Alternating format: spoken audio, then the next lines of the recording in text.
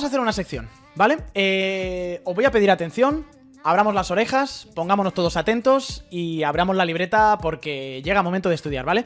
Nos vamos a poner un poquito técnicos y lo que os voy a descubrir ahora es una mejora que daría muchísimo rendimiento a todos los equipos de Fórmula 1, pero que los equipos de Fórmula 1 tienen miedo de introducir. ¿Soy yo más listo que ellos? No, evidentemente. Pero es una mejora que desbloquearía muchísimo, pero que nadie mete porque todo el mundo tiene miedo a introducir. Y os voy a explicar por qué exactamente. Y para hacer eso, en primer lugar, lo que necesito es poner un poquito de contexto de los coches que tenemos desde el reglamento 2022, que son coches de efecto suelo. Básicamente, el coche actual de Fórmula 1 es capaz de generar aproximadamente el 50% de su carga aerodinámica con el suelo. Es decir, si trabajas en el suelo y mejoras ahí, vas a sacar mucho más rendimiento. Entonces, spoiler, termina aquí la sección. La mejora que no se atreven a introducir es el suelo. Venga, nos vamos a casa. No. ¿Por qué no se atreven a introducirlo? Vamos a explicarlo hoy, porque es una tendencia que estamos viendo y es algo que de verdad les da miedo a todos los equipos de Fórmula 1 de cambiar, y te habla de lo increíblemente complejos que son estos coches. De nuevo, coches de efecto suelo. 50% de la carga aerodinámica que está generada por la succión de esta pieza que tenemos aquí. Y esta fotografía, por cierto, que se volvió viral, es mía, del Gran Premio de España del año 2013, el coche de Logan Sargent. La cosa es que es un efecto suelo que está provocado por el efecto Venturi. ¿Cómo funciona el efecto Venturi? En resumidas cuentas, básicamente, cuando en un conducto cerrado haces circular un flujo de aire o de cualquier líquido, el fluido disminuye su presión al aumentar la velocidad al pasar por una sección menor. Básicamente, os lo explico aquí mejor. Si tú tienes aire entrando en esta zona de alta presión y la haces pasar por esta zona de aquí, donde está más estrechito, al pasar el aire por esta zona, se tiene que acelerar, porque se mantiene la inercia de la masa, y al acelerarse pierde presión y por tanto genera succión, y cuando sale de aquí vuelve otra vez a expandirse y por tanto baja la velocidad y aumenta de nuevo la presión del fluido, que es básicamente lo que hace un coche de Fórmula 1. Metes aire, al pasarlo por el fondo plano haces que se comprima ese aire y por tanto pierda presión y por tanto genere succión, y el difusor, como vemos en este dibujo de aquí, lo saca y hace que el aire vuelva a tener otra vez más presión. Básicamente así es como funciona el aire, así es como funciona el suelo de un monoplaza de Fórmula 1. Entonces, vosotros lo que podéis pensar es, perfecto, sin límite reglamentario, ¿yo qué es lo que voy a hacer? Mucho aire al principio, voy a abrir un hueco muy grande al principio, voy a cerrarlo mucho en el medio para que el aire se comprima al máximo posible, acelere mucho y tenga una presión que me va a reventar el coche, y luego hago un difusor muy grande para que el aire vuelva a salir otra vez con mucha velocidad y por tanto se acelere ese flujo. Perfecto, es lo que hacen todos, pero obviamente lo hacen dentro de las restricciones del reglamento. Y aquí viene el primer kit de la cuestión. Hay que tener mucho cuidado con esta cosita de aquí, cuando el aire está en la zona más baja del coche, cuando está muy junto al suelo del coche. ¿Por qué? Porque lo que ha pasado históricamente con estos coches de efecto suelo, lo recordaréis, pero os lo vuelvo otra vez a decir, es el efecto rebote, es el efecto porpoising. ¿Qué es lo que ocurre? Tú imagínate que yo meto mucho aire, perfecto. Hago que el coche genere muchísima carga aerodinámica y luego saco el aire. Perfecto. El coche genera tanta carga aerodinámica que obviamente lo que ocurre, si esto es el suelo y esto es el fondo plano del coche, el fondo plano se va acercando, se va acercando, se va acercando y se va acercando. Según se va acercando el fondo plano, ¿qué es lo que pasa? Que el conducto es más estrecho, el aire pasa más rápido y por tanto tiene menos presión. Por tanto estoy ejerciendo más carga aerodinámica todavía. Y llega un momento en el que si yo no soy capaz de controlarlo, ¿qué es lo que va a ocurrir? Que se van a tocar, ¿no? Que la presión va a ser tal que el fondo plano va a tocar con el suelo del coche. Caca. Esto es lo que no queremos, porque cuando tocan, lo que ha ocurrido es que ese conducto que tú tenías para acelerar el aire se ha roto. Y de repente pierdes toda la carga aerodinámica. Y cuando pierdes toda la carga aerodinámica, ¿qué es lo que pasa? Que la presión que hacía bajar al coche desaparece y el coche sube. Al subir el coche, vuelve a pasar el aire. Empieza a pasar cada vez más rápido, más rápido, más rápido, toca y se pierde la presión. Porpoising. Rebote. Y ese es el principal problema al que se tienen que enfrentar los equipos, los pilotos y los ingenieros en la Fórmula 1 actual. El porpoising ha terminado. Es una cosa del pasado, más o menos. Pero el rebote sigue todavía siendo un problema. Y el problema principal es que si tú generas un fondo plano en el que no eres capaz de controlar esa fuerza aerodinámica, vas a seguir haciendo que el coche rebote, que el coche toque y que el coche pierda toda la fuerza aerodinámica posible. Lo dice Jock Clear, por ejemplo, que es el ingeniero de rendimiento de Ferrari, dice, estos coches tienen efecto suelo, lo que significa que si el coche toca el suelo, toda esa fuerza aerodinámica desaparece. Así que tienes que ser muy cuidadoso, cuidado con esto, muy cuidadoso con cómo de agresiva es la fuerza aerodinámica en esos últimos milímetros. Es decir, lo que tienes que hacer es llevar el coche lo más cerca posible del suelo, pero controlando ese último milímetro que queda a la perfección.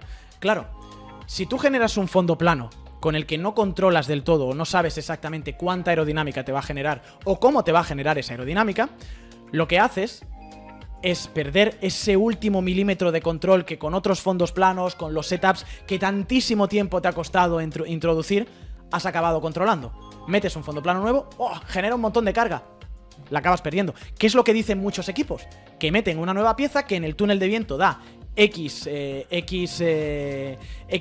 puntos de carga aerodinámica y sin embargo cuando la ponen en la pista no se traslada. ¿Por qué? Porque la pista es muy diferente. Claro, en este sentido vosotros me podéis decir, pero Jorge, hay otras cosas que puedes hacer para arreglar esta situación, ¿no? Si tú tienes un fondo plano que genera muchísima carga aerodinámica y el problema es que el fondo plano toca con el suelo, pues vamos a evitar que el coche toque con el suelo, ¿vale? Lo que estábamos hablando antes con Miguel Clara. ¿Qué podemos hacer? Solución fácil. Ponemos una suspensión más dura, ¿no? Si ponemos una suspensión más dura, evidentemente el fondo plano va a ser más difícil que toque porque llegará a un punto en el que el coche comprimirá la suspensión, estará tan dura que no dejará que toque. Perfecto. ¿Cuál es el problema que tenemos si ponemos una suspensión tan dura? Que el coche va mal en los pianos, como le pasa al Red Bull, va mal en los baches, es mucho más crítico de conducir porque es increíblemente más nervioso y aparte de todo eso, todo el trabajo que has hecho de gestión de gomas te lo has cargado. ¿Has ganado carga aerodinámica? Sí. El coche va rebotando y se carga los neumáticos. No te vale. Segunda cosa que me podéis decir, bueno, deja el mismo nivel de suspensión, pero como ahora el coche se va a comprimir más, pues si el coche ahora necesita 1 milímetro o medio milímetro de diferencia con el suelo, levántame el coche medio milímetro. Vale, levantamos el coche medio milímetro y lo que hacemos es perder toda la carga aerodinámica que hemos generado con todo el paquete y tenemos peor altura en la plataforma. Y este tema de la plataforma es increíblemente interesante porque es la clave de toda la cuestión también, la plataforma aerodinámica. Lo dice Fernando Alonso, por ejemplo. Y esto es una buena, es una radiografía de cómo funcionan estos coches de Fórmula 1 actual. Estos coches, dice Fernando, no son fáciles de conducir, pero creo que el problema de estos coches también es extraer el 100%. Así que si conduces al 90%, a veces eres más rápido, porque no pones la plataforma en un ángulo o altura inconveniente, no empujas al límite, y es cuando todo se cae. Así que a veces, conducir al 90% es más rápido. La frase me parece lapidaria. Al 90% eres más rápido porque no pones la plataforma en un ángulo o una altura inconveniente. ¿A qué se refiere Fernando? Básicamente, a controlar los movimientos del coche, porque lo que tú quieres, por encima de todo, es que estas flechitas verdes que tengo aquí dibujadas, que son inventadas obviamente, pero que son la altura que hay entre el borde del alerón delantero, el borde del morro, el eje de la rueda, la entrada de los túneles Venturi, el borde del pontón, esta parte de aquí del monocasco, la parte de arriba del coche, el alerón trasero, que esto se mantenga siempre a la misma altura respecto al suelo. Que el coche, cuando frene, no haga así, no haga así, no haga así, no haga esto, no haga lo otro, que principalmente eso lo controlas con el tema de suspensiones. Lo que quieres es que el coche vaya siempre como una tabla. Y si resulta que por ir 10 km/h más rápido el coche se va a mover, vas a perder aerodinámica y por tanto ir 10 km/h más rápido es ir más lento. Voy a frenar un poquito menos, voy a torcer un poquito menos agresivo y por tanto el coche se va a mantener más estable y no voy a perder aerodinámica. Es decir, ya no solamente estamos hablando del suelo, sino que estamos hablando también de mantener toda esa plataforma estable. Plataforma que tiene que funcionar gracias al suelo. En el momento en el que el suelo rebota y toca, se pierde toda la aerodinámica y ahí es donde tenemos obviamente el problemón que están teniendo muchos equipos cada vez que introducen un nuevo fondo plano en los monoplazas y no lo entienden, porque es muy difícil de entender. Y claro, vosotros me podréis decir también, oye, pero ¿cómo es posible que en la era actual en la que estamos, con todas las herramientas que hay, los sensores, la tecnología, las simulaciones, esto no lo tengan controlado? Bueno, pues porque hemos pinchado hueso. Porque las simulaciones no son suficientes para controlar o para simular al 100% este comportamiento de los coches de 2022 y por eso estamos viendo tantos errores. El túnel de viento, en primer lugar, no permite replicar al 100% lo que luego ocurre en la pista. Primero porque hay una limitación de escala. El modelo que se usa en el túnel de viento tiene que ser al 60% de la escala total del coche y eso ya influye. Y en segundo lugar, la velocidad a la que sale el viento es la equivalente a ir circulando a 180 km/h. Y el problema que estamos viendo es que cuando surge este tema del rebote, de que el suelo toque con el fondo plano, ocurre a partir de unos 200 y pico, 300 kilómetros hora aproximadamente. Es decir, cuando estás al final de una recta, cuando te aproximas a una frenada, en la entrada de una curva rápida, en el momento de pisar el pie de freno al máximo, cuando necesitas más estabilidad. Por eso también pierden tanto los coches. Eso por un lado. Por otro lado, podríais decirme, vale, pues con ciertas concesiones al túnel de viento, podríamos hacer que este coche tocara el suelo. Vamos a simular que vamos a bajarle las alturas a este coche, aunque sea con esta medida de la maqueta y con esta velocidad del aire, y que el coche toque el suelo, a ver cómo se comporta. Te lo cargas. Dicen ingenieros que entonces lo que haces es reventar la maqueta y no tienes tantas maquetas, o tienes limitación también para trabajar en maquetas, y sale despedido o sea, a ir a 180 km hora, sale despedido para atrás cualquier pieza de la maqueta y te has cargado una cosa que vale una millonada como es un túnel de viento.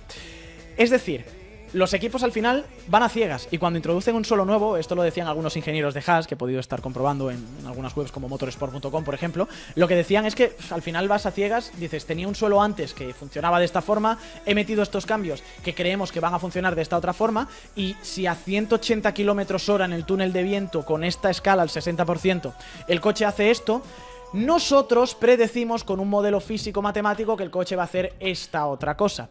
Vale, por ahí podemos salvarlo, pero evidentemente es un paso a ciegas.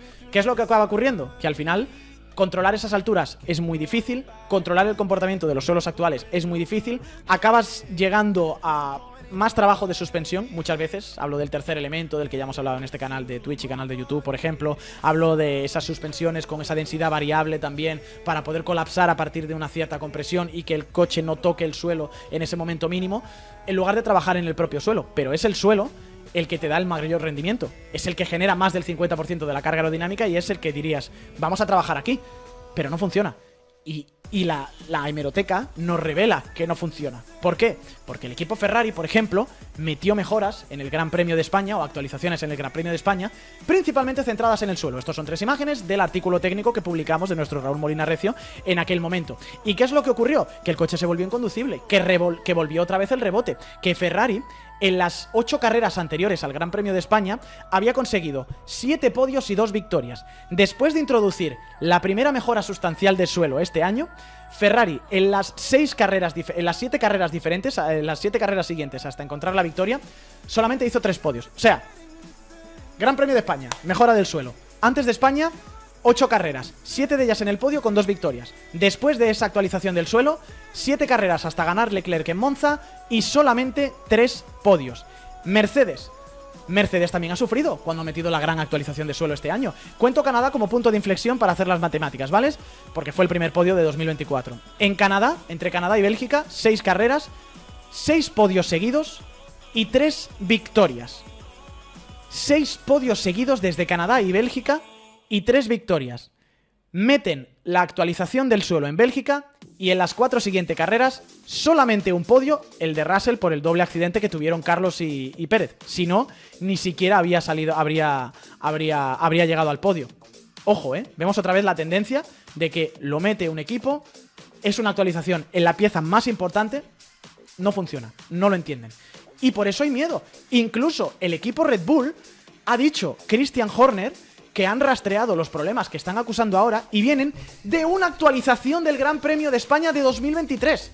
Se actualizaron el suelo, parte del suelo, en el Gran Premio de España de 2023, y en aquel entonces ese suelo ya no funcionaba bien. Lo que pasa es que como Max estaba tan bien y el resto del coche funcionaba tan bien, eso enmascaró los problemas. Pero esa actualización de suelo, dice Christian Horner, fue también el error primigenio que ha llevado a Red Bull a estar en este punto. Incluso equipos de media tabla también que se han atrevido a meter actualizaciones de suelo este año, como Haas, por ejemplo, han pegado un pequeño paso atrás. Haas metió suelo nuevo en Silverstone y había conseguido en la carrera anterior 12 puntos, en Silverstone 8 y luego 2 puntos en las siguientes 6 carreras. Y anteriormente Haas había estado puntuando durante gran parte de la primera mitad de la temporada, básicamente. Y por eso, no sé si vosotros os habéis dado cuenta, pero el equipo McLaren tiene miedo. El equipo McLaren sabe esta circunstancia. Y ojo, el equipo McLaren desde Miami no ha metido ni una sola actualización al suelo. Mínimos retoques, ligeras modificaciones, pero McLaren estrenó suelo nuevo en Miami y no se ha atrevido a meter otro suelo. Lo dice el propio Verstappen, Incluso McLaren está guardándose un suelo nuevo. Es más complicado de lo que la gente cree, el coche es mucho más sensible a las actualizaciones que los reglamentos pasados. Y como digo, el equipo McLaren metió un fondo plano completamente revisado, completamente nuevo, en el Gran Premio de Miami. Ganó Norris. Y recuerdo unas declaraciones, creo que era del propio Andrea Stella, llegando al Gran Premio de Canadá, en el que decían, vamos rápido y no sabemos por qué. Y no se atreven. Y ahora lo que yo me pregunto es si algún valiente de los de arriba va a meter un fondo plano nuevo, porque incluso Mercedes, que metió esa actualización en el Gran Premio de Bélgica, la descartó para la única carrera en la que han hecho podio después de meterla, que fue el Gran Premio de Azerbaiyán con esa tercera posición de Russell. Así que esa es la tendencia, ese es el miedo, es lo que está ocurriendo ahora mismo en la Fórmula 1 y revela lo complicados que son de gestionar estos coches y lo difícil que es la simulación, y creo que también de alguna forma lo que todos pensábamos, que ya se ha llegado al techo de rendimiento y que ya es marginal lo que puede sacar con una gran actualización, al menos la gente que está arriba. Pero problema y solución, el ejemplo de McLaren es el ejemplo perfecto de esta Fórmula 1. Nuevo suelo te puede colocar en la primera posición, pero el riesgo es tan grande que ahora mismo o nadie o casi nadie se atreve a introducirlo.